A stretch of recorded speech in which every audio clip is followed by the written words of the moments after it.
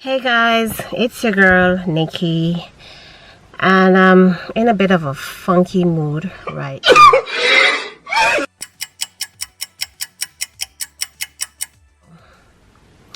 Somebody caught themselves coming for me when I didn't send for them. If you wanna really get somebody angry, especially me who don't bother anybody, let me breathe, let me see if my therapist is on speed dial, you know, whatever I can do to try to keep Nay from coming out. Just come for me when I didn't send it for you. Much later. Hey guys, it's your girl Nikki, and welcome to my channel. It has been 2 weeks since the incident that I told you guys about regarding the person I had the conflict, and I've had some time to gather my thoughts and to really come up with 10 good salient tips of how to handle people who mishandled you. If you guys want to hear my 10 tips of how I deal with very difficult people, then stick around.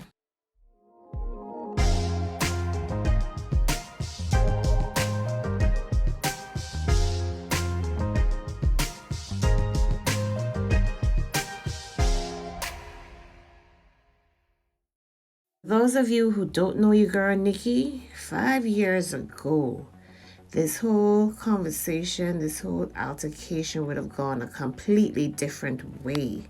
It would have been, Nene has left the building. I usher in Nene.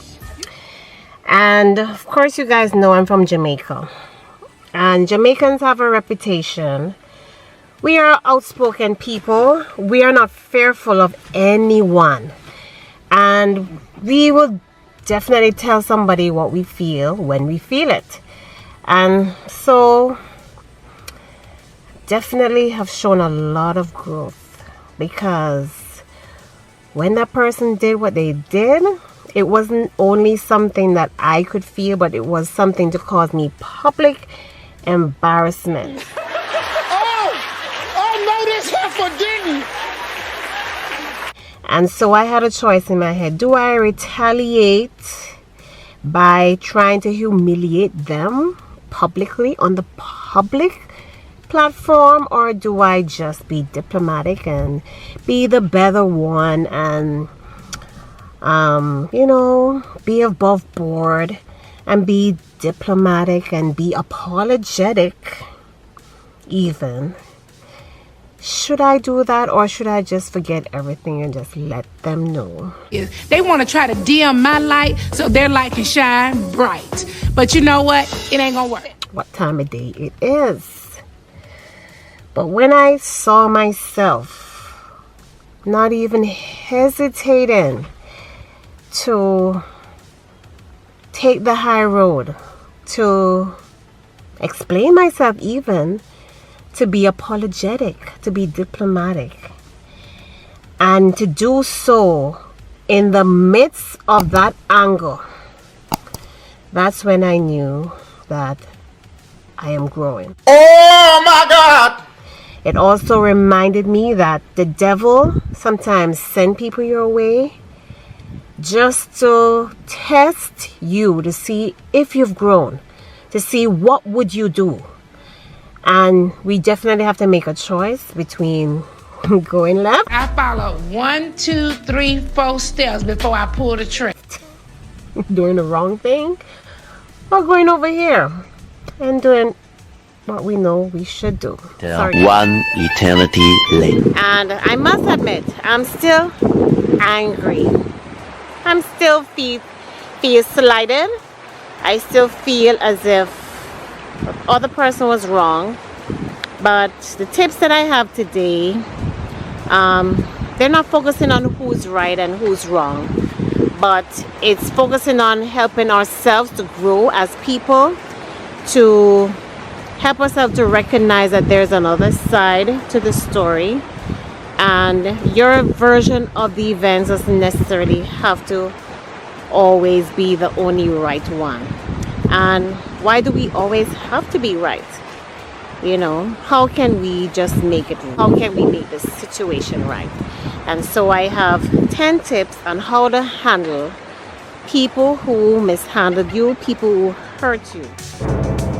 Even when I approached the person to let them know that they could have found another way to address the issue, plus it was a misunderstanding on their part, and you know, just to say, you know, how should we better communicate so there's no misunderstanding?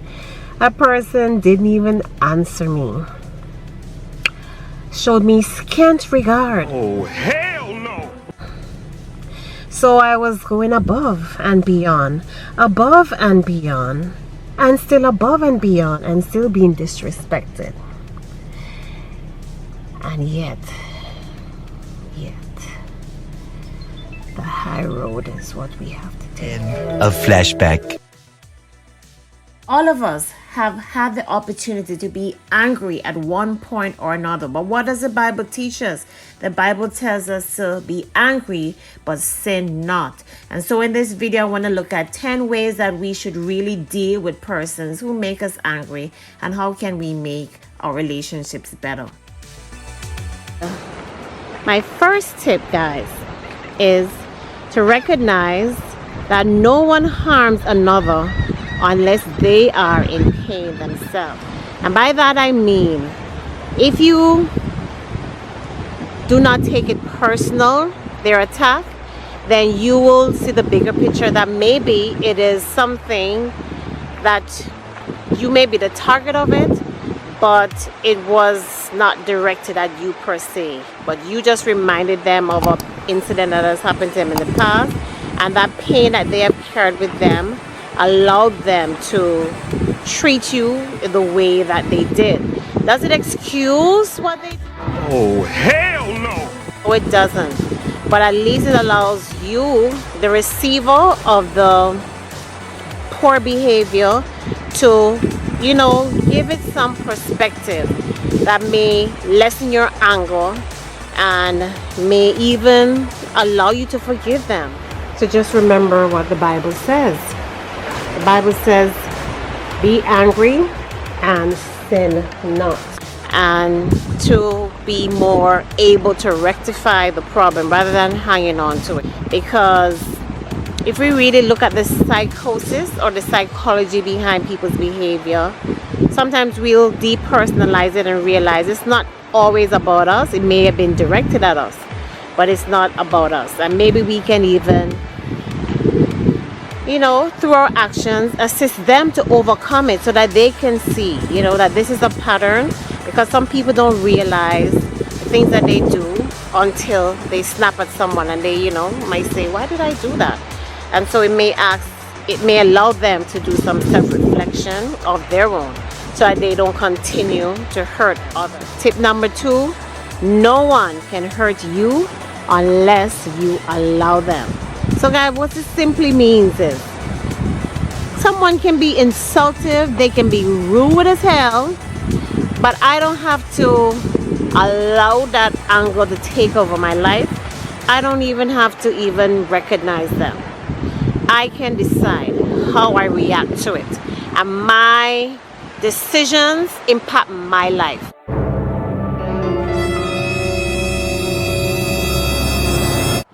I thought about it, and I said, had I not shown restraint in the midst of anger, escalated into something bigger, cost you in the long run. So when I thought about it, I said that it was good that I showed restraint. End of flashback. Someone else's actions, yes, they may impact us, but if we don't let it, then it cannot be an issue. The issue is only an issue if we let it. Third tip is, you could consider how your own actions contributed to the conflict. You know, sometimes we think that we are so right that we don't even consider that, maybe something that we said may have triggered the person off. Maybe how we said it, they received it as disrespect. And so when we reconsider our own actions, it will help us to better gauge ourselves in the future so that our relationships going forth can be conflict free. There's no bigger stress than the stress of having a conflict with someone. And so guys, if you are like me who doesn't have the time to have conflict with people, it's so stressful, it's so annoying, it's so debilitating, it's so infuriating. So the best way to avoid a conflict is to avoid the conflict. Tip number 4 is develop an attitude of bridge building rather than attacking or retreating. So if we're building bridges, guys, we're always finding a way to make something right. How can I nullify a situation that was already on 10? If I continue to speak bad about the person, if I continue to be negative, if I continue to say a wrong thing. Oh, you gonna give me the opening again tonight? If I just continue to be antagonistic, then what is that gonna afford me? It's gonna breed or fester more antagonism. So the best way sometimes to diffuse a situation is to see how best we can build a bridge. I may have said this before. Recognize, the next tip, recognize that you may be the target of someone's anger, but not necessarily so. But in the long run, when you recognize that you may not be the target, it's easier for you to just dismiss it and just move on. Sometimes in the grand scheme of things, we're in a pandemic, guys. People have lost their jobs. People have died. And we're literally still living. Instead of being angry about mundane things, isn't it better to, just live your life with purpose and focus on positivity rather than negativity? I'm preaching to myself today. So guys, it's helping me in discussing these pointers because, it's real life situations like that. Another tip is just simply extend kindness. Yes, they may have disrespected you. Yes, they may have hurt you. Yes, you're still offended. But why not be the bigger person and just be kind, just be helpful. And even in my anger, I was the bigger person and I did the right thing. And even though my emotions was not on the level of what I did, now that I am 2 weeks in, I am realizing more and more that in my anger, it was so right of me to be kind, because that kindness will always resonate. Even if the person did not show that to me physically, that kindness would have resonated with them and they would have looked into themselves to realize that, you know what, I am the problem. I am I'm the one who needs to reconsider my actions next time. And sometimes the best way to teach people is through kindness. Like I said before, sometimes it is painful experiences that cause people to lash out at you. And sometimes the best way to teach them that lesson or to allow them to be introspective is to be kind to them so that they can realize, you know what, it wasn't them, it may have been me. And you'll be surprised one day they may even come out of the blue and tell you sorry. You never know. The next tip I have for dealing or handling people who mishandle you or hurt you is to meditate. When you meditate, you bring yourself down to a sense of calmness. Your brain activity is now normalized and your rational thoughts come back. And so guys, if you look at my environment here, I'm at Riding Rock Inn, Marina and Resort, and it's a very peaceful place, as you guys can see my background. And just being somewhere like this allows me to meditate. It allows me to gather my thoughts. It allows me to not be so angry. And I could even say to myself, let's forget it. It's not that important. So guys, when you meditate, it really helps. It diffuses a situation. It helps to bring your body down to a natural calming state. and you are more open to just being a beacon, a light to the world, rather than carrying negative energy around with you unnecessarily. Resist the tendency to defend your position. Sometimes when you defend your position, it's always about you being right and that person being wrong. And sometimes that person will bring up a point and you just have to, you know, one up them. You always have to let them know, no, you're wrong, I'm the right one. But it doesn't really get us anywhere, guys. No, it doesn't. Sometimes it even fuels the anger more because you can't get them to see your viewpoint. And sometimes that's frustrating. Sometimes we have to accept that people don't think like us. Not everybody thinks the same way. And everybody's not going to view your stance as being right. And sometimes you just have to be at peace with that and just let it go. My husband always says, let it go. And sometimes I'll be mad at him. What do you mean I let it go? How can I let it go? But when I really think about it, sometimes you can't really do anything physically about it. Let it go. Recognize and apologize for anything you may have done wrong. Recognize and apologize for anything you may have done wrong.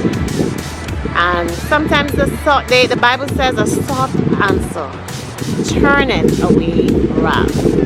So guys, if you want to appease the other person or just diffuse the situation or just let go of your anger, sometimes the best way is to just recognize that, you know what, I may have been wrong. I may have said it wrong. You were in a bad mood and you saw it and it just triggered you off. But you know, I recognize that I was wrong and I apologize. And sometimes the fact that you got an apology is just enough. Now, I never received an apology in this whole scenario, and I would even advise myself to just recognize that that person may never apologize. And I still have to be the bigger person and just say hello to them, how you doing, converse with them as if it never even happened, and just let it go. Just let it respond, don't react. Respond, don't react. What somebody might say, isn't your response a reaction? There is a difference. You can respond to somebody and that response be amicable. It can be peaceful. It can be a soft answer. It can be no response. But reacting is definitely tapping into your emotions and running with it. So if you're angry, let's be angry. Let's go on 10. Let's retaliate. Let's get her back. Let's get even.